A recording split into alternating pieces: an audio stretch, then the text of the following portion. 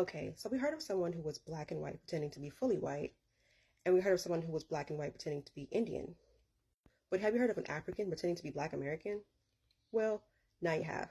This is the case of Leon Jacovacci, an Afro-Italian boxer. Leon Jacovacci was born in 1902 in northern Angola, which was then called the Belgian Congo. His father was an Italian engineer, and his mother was a native Congolese woman. When Leon was 3 years old, his father took him to live in Italy with his grandparents. Leon faced many challenges due to his biracial background, which eventually led him to leave Italy at the age of 16. He pretended to be Indian in order to board a British merchant ship and worked as a cabin boy. When he got to London, he changed his name to John Douglas Walker and enlisted in the British Army.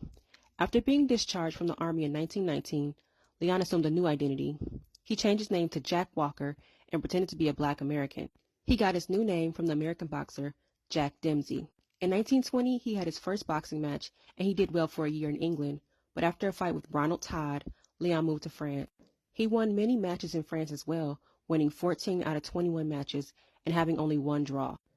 In 1922, he went back to Italy, but he struggled to keep up with the facade of his fake American identity and returned to France after losing a match with Bruno Ficini. While in France, he won 46 matches. After fighting in Argentina and Switzerland, he petitioned to get his Italian citizenship. He did this by confessing his true identity. After confessing his true identity in 1925, he finally received his Italian citizenship on June 24, 1928. In 1928, Leon fought Mario Bosisio for a second time in a 15-round match and won both the national champion and the European middleweight champion belts. His win enraged the Italian Fascist Party. The fight with Bosisio proved to be detrimental because Leon lost sight in one eye due to a detached retina. He would eventually take on a wrestling career and move to France.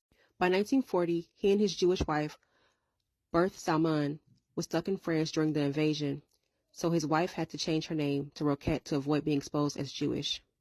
Leon enlisted in the British military a second time in 1944, and after the war was over, he worked in Italy for the new United Nations, assisting refugees.